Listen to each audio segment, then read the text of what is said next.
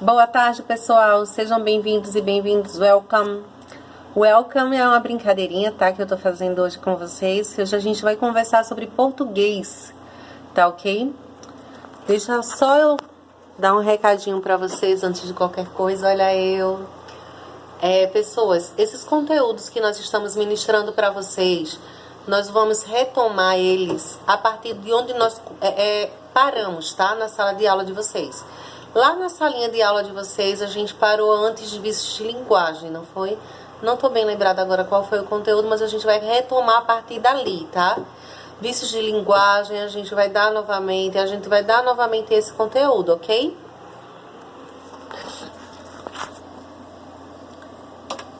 Vamos relembrar do que nós vimos na última aula, né? No nosso último conteúdo, foi vícios de linguagem, níveis de linguagem.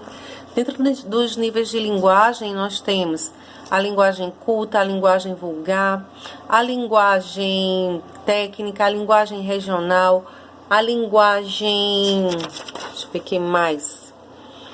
A linguagem coloquial, não é isso? E os vícios de linguagem, infelizmente, eles estão presentes na maioria das nossas conversas diárias, tá? Eles estão na nossa ambiguidade, no barbarismo, na cacofonia ou cacófato. Eles estão presentes no estrangeirismo, eles estão presentes no gerundismo, eles estão presentes na maioria como é que eu posso falar? Eles estão presentes na maioria das conversas que nós temos diariamente, ok? Na nossa aulinha de hoje, nós vamos ver dicas de gramática. Está aí no capítulo 10, na página 130. Eu gostaria que vocês abrissem o livro para que vocês possam ir acompanhando, tá ok? A princípio, nós vamos conversar sobre concordância nominal e concordância verbal. Mas a gente vai ter muita coisa bacana hoje. Nós vamos ver também algumas dicas sobre menos e menos, eu e mim. Vai ser bem bacana a aulinha de hoje. E ela é essencial porque o português ele está presente nas nossas conversas diárias, né? A gente não pode falar errado. Principalmente nas empresas, né? Que é o lugar mais formal onde a gente... quer dizer, que é o lugar onde a gente tem que utilizar a linguagem mais formal possível, tá? Tanto na escrita quanto na fala.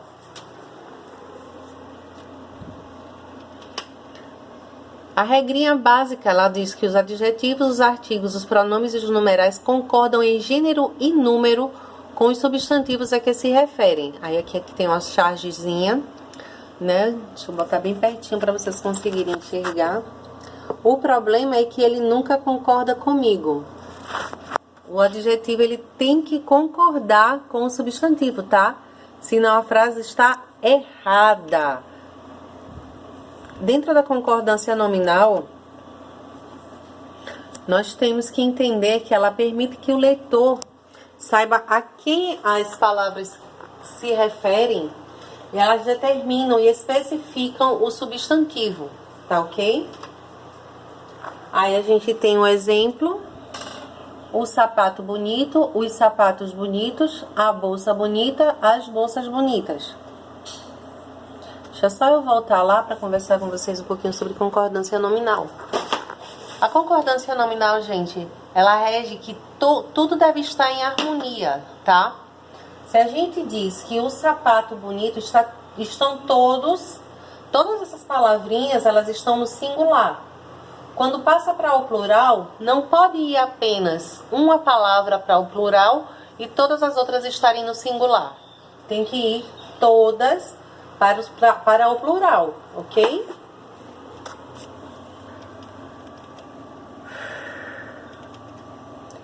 Na concordância verbal, ela é extremamente necessária para que a gente consiga identificar o sujeito. Daqui a pouquinho eu vou relembrar para vocês o que é o sujeito, tá?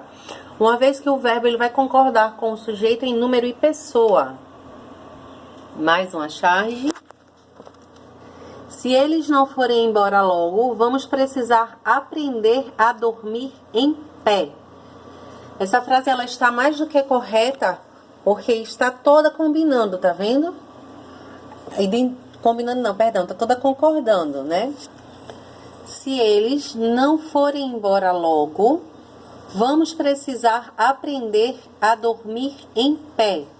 Como essa frase estaria errada, né? Se eles não for embora logo, vamos precisar aprender a dormir em pé. É uma maneira que essa frase estaria errada, tá joia? Na concordância verbal, gente, eu tenho algumas dicas para dar para vocês, mas antes eu vou conversar sobre o que vem a ser o sujeito e o predicado. Sujeito e predicado, eles são os termos que compõem uma frase e são fundamentais para a construção de um discurso, que esse discurso ele tenha sentido, tá? Sem sujeito ou sem predicado, o discurso ele fica sem sentido. Aí aqui a gente tem dizendo que o sujeito é a parte de uma frase que diz sobre quem ou sobre o que aquela frase está falando, tá joia?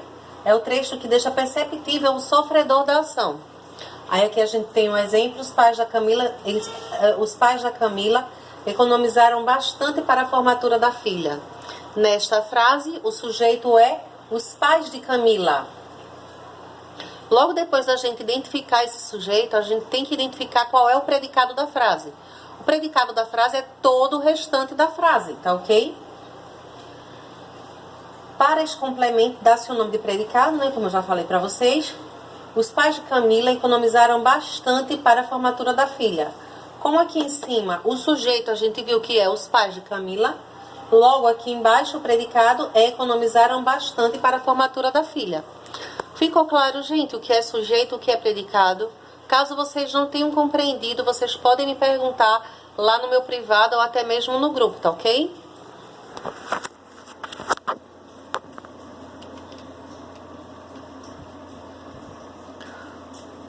Na concordância verbal, o verbo ele concorda sempre com o sujeito em número e pessoa. A Gisele gosta de conhecer novas pessoas, tá?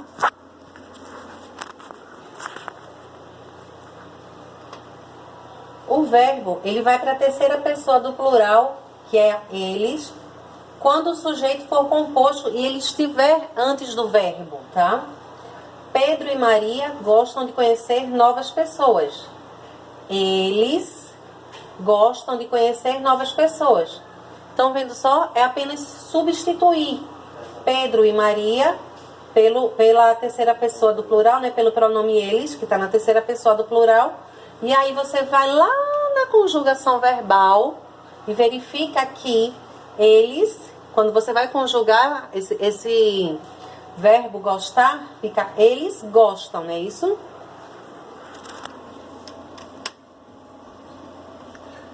Deixa eu passar mais pra frente.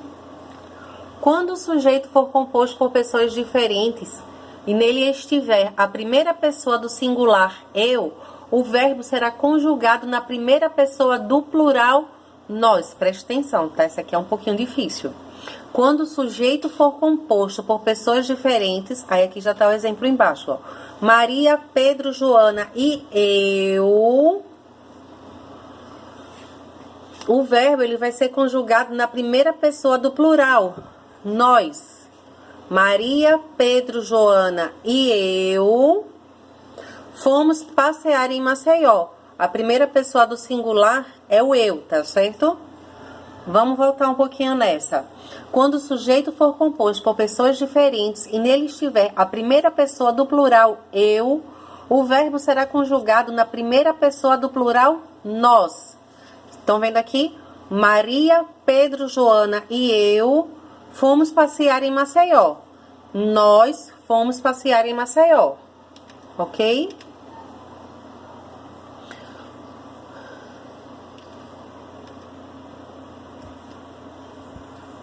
O verbo fazer, quando ele indica tempo, e o verbo haver no sentido de existir, eles não vão para o plural, ó. Chega, grifei de vermelho, tá? Eles não vão para o plural porque não tem sujeito. Não existe sujeito nessa frase, tá? Faz 10 anos que conheço Maria. Faz 3 horas que Pedro espera Maria para passear.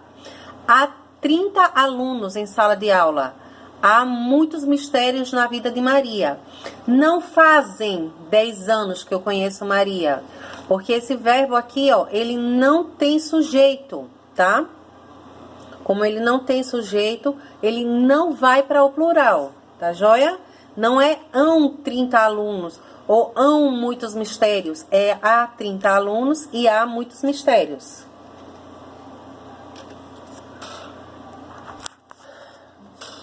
O meio e a meia, tá? O meio no sentido de metade, ele vai concordar em gênero, número e... Não, e grau não, perdão. Em gênero e número, já dizendo grau. Em gênero e número, tá ok? Exemplo. O Jeep trazia meia tonelada de tomates. A gente não pode colocar o Jeep trazia meio tonelada de tomates porque não existe, tá? Aí aqui meio é no sentido de bem, tá? Eu estou meio bem. Ela está meio nervosa. Não é ela ficou meia nervosa. A gente tem o hábito, na maioria das vezes, de utilizar esse termo errado, né? Nós utilizamos ela ficou meia nervosa. Mas a frase correta é ela ficou meio nervosa. Tá ok? O eu e o mim.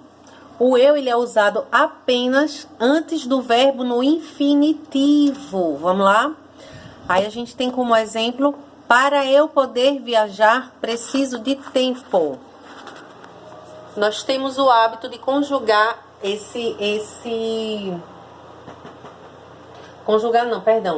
de colocar o pronome eu aqui nessa frase, ao invés de eu, nós colocamos mim. Para mim poder viajar, só que mim não faz nada, tá? Quem faz sou eu. O mim, ele é apenas... Deixa eu colocar aqui. O mim, ele é apenas utilizado depois da preposição, tá? Desde que o verbo, ele não esteja no infinitivo. Mas aqui tem uma outra diquinha que daqui a pouquinho a gente vai falar dela. Voltando para cá, a máquina de lavar precisa estar arrumada para eu lavar a roupa. Não é para mim lavar a roupa. Mais uma vez eu vou repetir, nós temos o hábito de falar para mim lavar a roupa. O mim, ele é utilizado apenas nessa regrinha aqui, ó. Se vier um verbo no infinitivo, tá ok? Vamos colocar o exemplo para que vocês consigam identificar. Entre mim e ele não há mais nada. Para mim, dormir depois do almoço é normal. Apenas nesses dois casos, a gente utiliza o mim. O nosso gerundismo é a forma de falar utilizando verbos auxiliares, estar, andar, ir, vir, quando eles são seguidos de gerúndio para expressar uma ação que deveria ser executada, mas com a qual nós não nos comprometemos. Vamos ver um exemplinho disso? Em virtude do atraso, estaremos recebendo o pagamento em conta corrente. Nós temos o hábito de falar assim, essa frase, ó. Vou aproveitar o salário para estar pagando, né? Nós não utilizamos para pagar, nós estamos utilizando para estar pagando. Essa frase daqui é a frase mais correta a ser utilizada, tá? O gerúndio, ele é muito utilizado também pelas pessoas que trabalham com telemarketing, né? Você pode estar depositando dinheiro na conta tal. Amanhã você pode estar comprando tal coisa. Não, tá? Essa forma de falar, ela está errada. E o correto é nós utilizarmos o verbo no infinitivo. Pagar, pegar, comprar, ok? Estar pagando, não. Ok? Vamos embora. Vamos fazer uma revisão bem rápida, né? Hoje a gente conversou sobre concordância, meio ou meia, mim e eu. Gerundismo, né? Isso a gente já tem uma teoriazinha, mas não deu para ter. Na próxima aula a gente vai falar sobre oratória, né? Espero que já seja na sala de aula mesmo, tá? Beijinho no coração de vocês. #ninguém sai de casa. Fiquem com Deus e até a próxima.